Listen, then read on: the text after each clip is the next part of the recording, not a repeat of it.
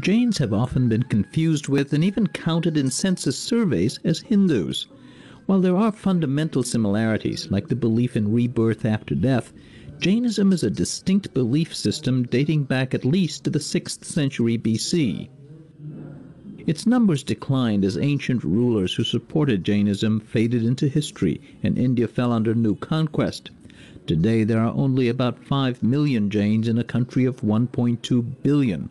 But Jainism's imprint on Indian history is large, including profoundly India's independence movement.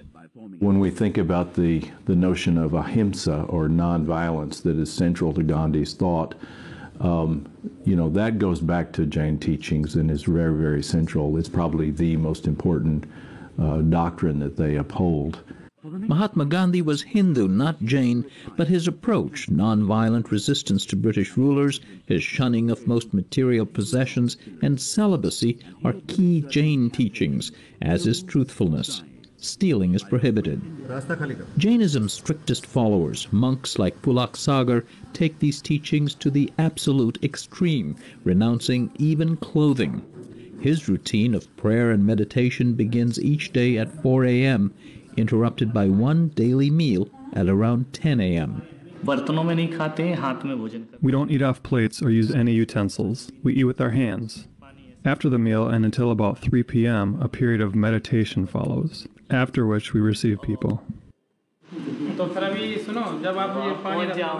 Monks or gurus are revered for adopting the ways of Jainism's ancient teachers. The last and most influential of these was Mahavira, the son of a powerful king who lived in the 6th century BC. Today there are about 1,300 monks and nuns. Unlike male religious, nuns cover themselves with simple white garments. Sagar is 41, a college graduate who came from a well-to-do family.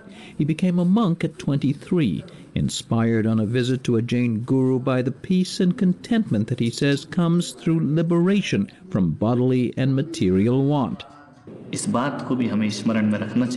We have to always keep this in mind, that the things we've collected, we have to leave behind. We can acquire all the diamonds and jewels in the world, but the shroud of a dead person has no pockets. You can't take these things with you. Ironically, Jains are well known for their wealth and business success, particularly in the jewelry business. In contrast to the ascetic lifestyle of monks and nuns, Jain temples are grand edifices. There's even one in Antwerp, Belgium, the world's diamond trading capital.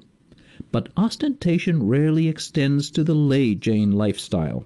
There are a lot of people who are quite wealthy, quite successful, but they take from the ascetic ideal just enough to give them the kind of self-discipline and work ethic that ultimately also helps in their business. And then they have this sense of, it's my responsibility as a wealthy person not to simply indulge in my own pleasures but to also make gifts back to the religious community to support those heroic figures who are going to go the whole way and wear just a piece of cloth or nothing and fast all the time. Mahavir Prasad Jain is a third-generation jeweler in Delhi. His 3 sons also run the business. And 3 generations of the family share a large home in India's joint family tradition. They are very well-to-do by India's standards, but insist their lives are simple and devoid of excess. We earn our money by ethical, humane means. We avoid wealth that would be acquired by cheating others or by any violent means. And we only accumulate that which we need. I have just one store. We've had it for the past 65 years, and that is how we feed our family. We never eat outside. All of our food is cooked in the home, and we only eat from about 20 vegetables. The Jain diet is informed by the call for nonviolence toward all life, animal and plant.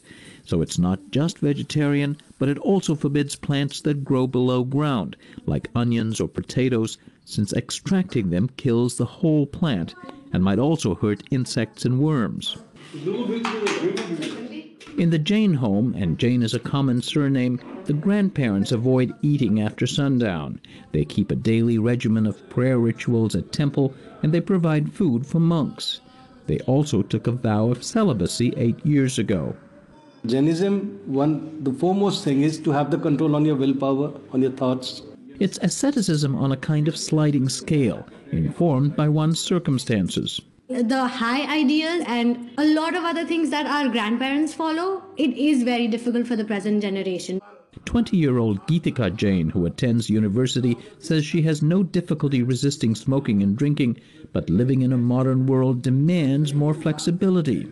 My grandparents said they don't eat food at night, but going out with friends, having a social circle and having to maintain those social circles, we can't be as strict as our grandparents.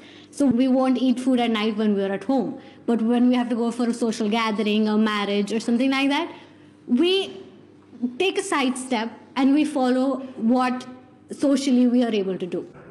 That flexibility to take a sidestep, to choose one's individual pace, may be traced back to Jainism's early days. 2,500 years ago, Jainism thrived here. It was the dawn of long-distance trade that opened people to new goods and new ideas. And this appealed to the rulers and traders of the day.